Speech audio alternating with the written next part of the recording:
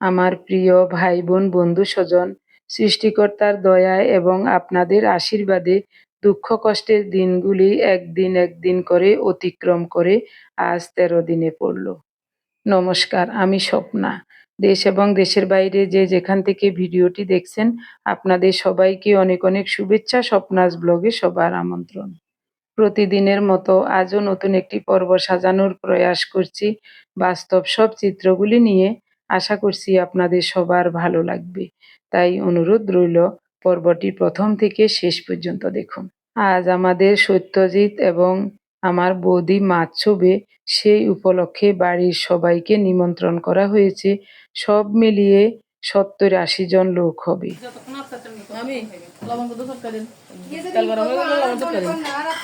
মামিরে শিখাই দিয়ে না কোনো কিছু, মামি সব কিছু জানে। মামি ব্যাগে তুমি ফাঁকা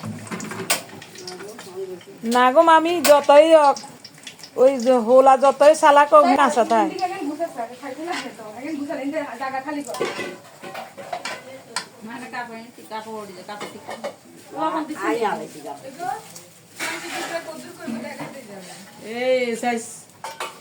মিডিয়াম সাইজ, মিডিয়াম একবারে বেশি গুয়া করলেও হ্যাঁ হ্যাঁ কই যাবো। বেশি গুঁয়া করছে বো, মিডিয়াম সাইজ। দুই দরকার হইলে সাইজ বড় হইলে 2 পিস করে দিবি।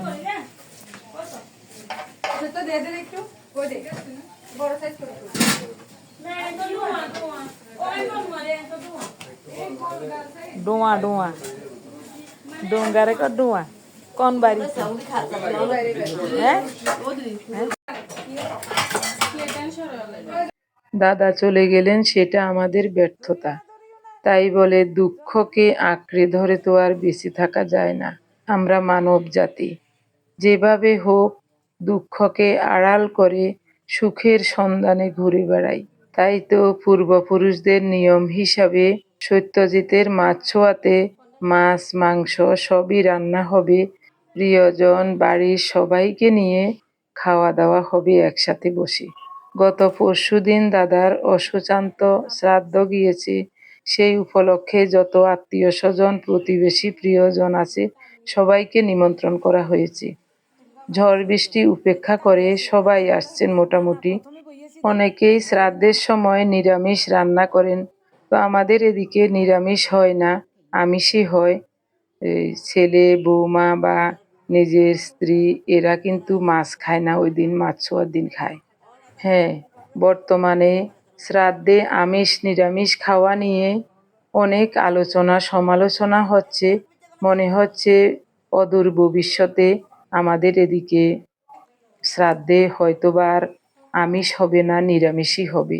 সবাই বলছেন যে নিরামিষ হলেই ভালো হয়। আগের দিন থেকে পূর্বপুরুষেরা যেভাবে পালন করে আসছেন, আমরাও এখনো সেভাবেই পালন করছি, তবে অদূর ভবিষ্যতে আর এটা থাকবে না। যাই হোক, এই কথাগুলি কেন বললাম, কারণ হলো আমার দাদার যেদিন শ্রাদ্ধ গিয়েছে ওই দিনের ভিডিও দেখে অনেকেই বলছিলেন যে শ্রাদ্ধে আমিষ কেন, নিরামিষ কেন নয়। তার জন্যই এই কথাগুলি বললাম। রান্নাবান্না শেষ, এখন সবাইকে ডেকে আনা হবে খাওয়া দাওয়া করার জন্য। সব রেডি করা হচ্ছে। আলুর দম, মাছ, ডাল, পিঠা এগুলি রান্না করেছেন আমার মামি আর স্বপ্না, এরা ঘরে রান্না করেছেন। আর আমার জ্যাঠাতো ভাইদের ঘরে রান্না হয়েছে ভাত আর মাংস, সেটা রান্না করেছেন আমাদের এক কাকি। আমি সব জোগাড় করে দিয়েছি, কাকি এসে রান্না করেছেন। উঠোনে খাওয়া দাওয়ার ব্যবস্থা করা হচ্ছে। এদিকে সৌরভ বলছে পিসিমা নদীতে জোয়ার আসছে। সাথে সাথে আমি আমার দাদাদের ছাদের উপর চলে আসলাম জোয়ার দেখতে। না, ততক্ষণে সব প্লাবিত হয়ে গেছে। জোয়ারের প্রথম স্বরটা দেখার খুব ইচ্ছা ছিল, আজও দেখলাম না। আজ তো চলে যাব, আর দেখা হবে না। আমার প্রিয় ভাই বোন বন্ধু স্বজন, গতকালের ভিডিও দেখে ফেসবুক এবং ইউটিউবে আপনারা অনেকেই লিখেছেন নদীর দৃশ্যগুলো যতদিন আমি থাকি যেন বেশি বেশি করে দেখাই। আমারও খুব ইচ্ছা ছিল জোয়ারের প্রথম স্বরটা দেখার, আপনাদেরকেও দেখাবো সেই বাসনাও ছিল, কিন্তু আর দেখা হবে না। এখন খেয়াল করলাম স্নান করেছি অনেক আগে, কিন্তু সিঁদুর পরা হলো না। গত পরশুদিন আমার দাদার শ্রাদ্ধ গিয়েছিল, আজ মাছ ছোঁয়া। ছেলে আর আমার বৌদি এরা দুইজন মাছ ছুঁই নাই, আজকে মাছ ছুবে, তার জন্য পুরো বাড়ির সবাইকে নিমন্ত্রণ করা হয়েছে। তো সব মিলে 70-80 জন লোক হবে। রান্নাবান্না হয়ে গেছে, উঠানে সবার জন্য ওই পাটি পাতানো হয়েছে, ওখানে বসে সবাই খাবে। এদিকে এই সৌরভ সৌরভ বলছে পিসিমা জোয়ার আসছে নদীতে। উমা দেখি তো আমি অবাক, একেবারে জলে পরিপূর্ণ হয়ে গেছে। ঘন্টা খানিক পরে আবার ভাটা পড়বে। এখন জোয়ার চলছে, জোয়ারের জল দক্ষিণ দিক থেকে উত্তর দিকে যাচ্ছে, ভাটার সময় উত্তর দিক থেকে দক্ষিণ দিকে যাবে। উফ,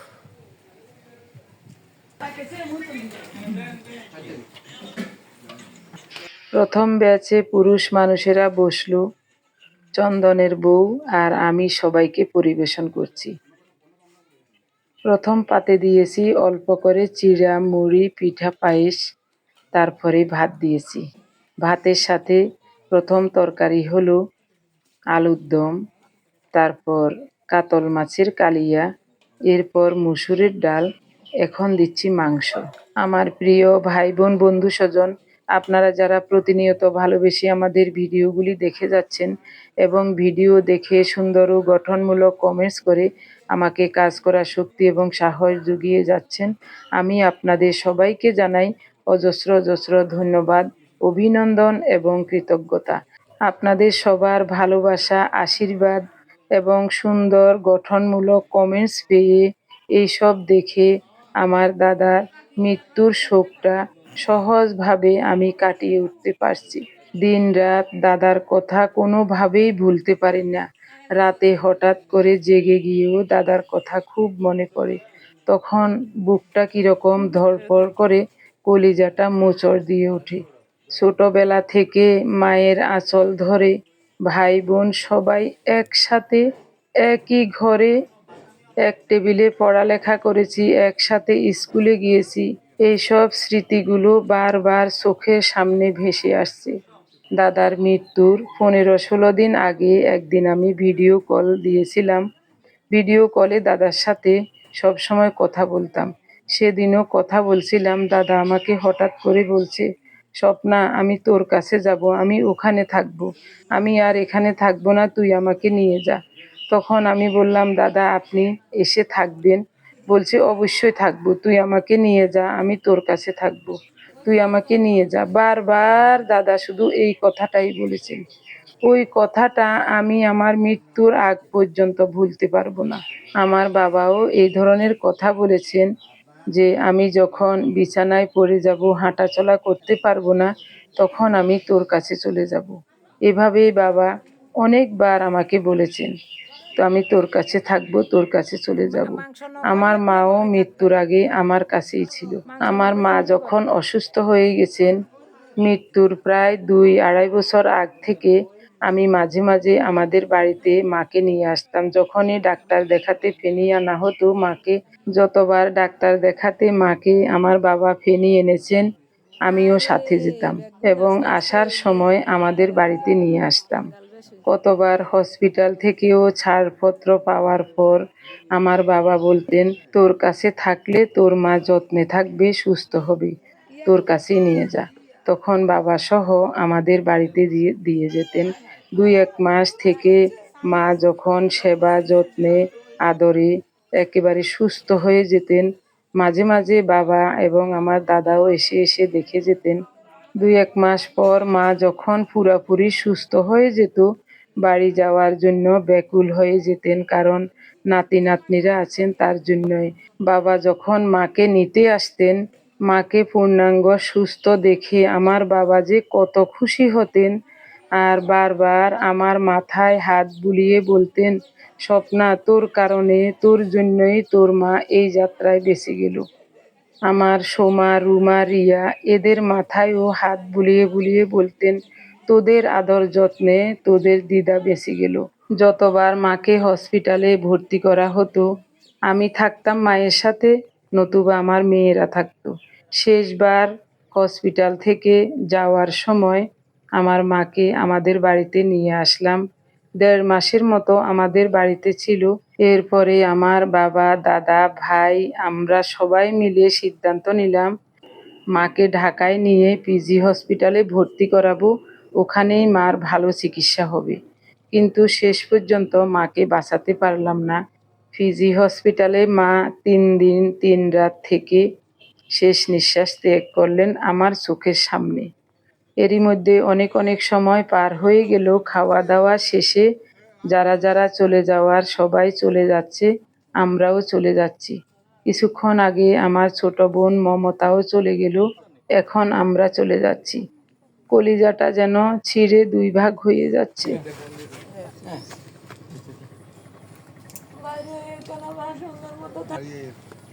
নিজের খেয়াল রাখিস।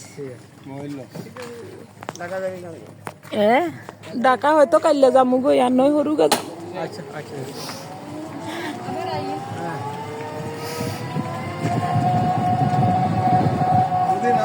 যাইয়ের গো বৌদি। নিজের জন্মভিটা বাপের বাড়ি ছেড়ে চলে যাচ্ছি। মা, বাবা, বড় ভাই চলে গেলেন।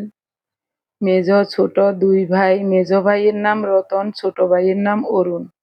ওরাও বাড়িতে থাকে না। সত্যজিৎও বাড়িতে থাকে না। আবার কবে আসবো ভগবানই জানেন। দাদার অসুস্থতার কারণে গত ২ বছর যাবৎ যতবারই বাড়িতে আসছিলাম ততবারই দাদাকে এসে দেখে গিয়েছি। এখন আর মা, বাবা, দাদা এদেরকে দেখতে আসবো না। আমাকে আর কেউ বলবে না, স্বপ্না আরেকটা দিন থাক। আমার বাবা কত আবদার করতো, আসলে স্বপ্না আজকে রাতটা থাক, কাল সকালে যাবি। মা বলতো না, আমার নাতনিরা বাড়িতে একা আছে, জামাইও বাড়িতে থাকে না, ওই আবদার করিও না। আমার মেয়ে এভাবে আসলেই চলবে। তখন মা বাবা যখন বেঁচে ছিলেন সকালবেলায় আসতাম, আবার বিকালবেলায় বাড়ি চলে যেতাম। আজও বাবার বাড়ি থেকে শ্বশুর বাড়ি আসলাম।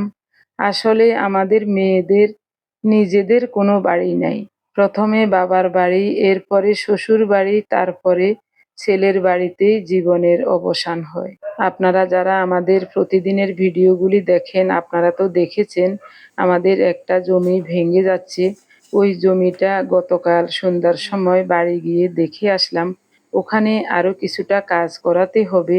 তাই ভোরবেলা ঘুম থেকে উঠে রান্নাবান্না করে রেডি হয়ে যাচ্ছি। সকাল ৬টা বাজে লোক নিয়ে বাড়িতে যাব। আজও ৩ জন লোক নিয়ে বাড়িতে যাব।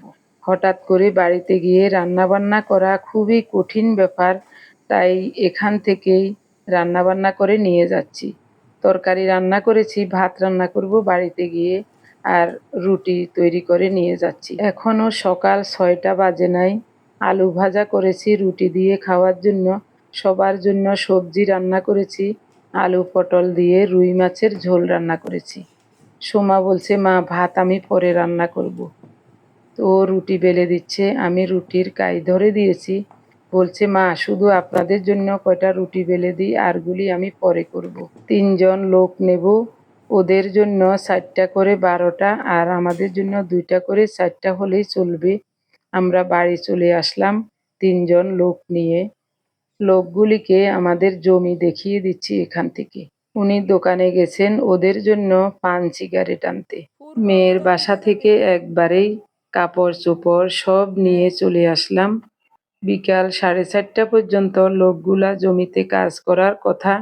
কাজটা শেষ হলে আজই আমরা ঢাকায় ফিরবো আশা করছি। আমার প্রিয় ভাই বোন বন্ধু স্বজন, আজকের সম্পূর্ণ পর্বটি কেমন লেগেছে অবশ্যই কমেন্টে জানাতে ভুলবেন না। সবাই ভালো থাকুন, সুস্থ থাকুন, দেখা হবে আগামী পর্বে। ধন্যবাদ সবাইকে।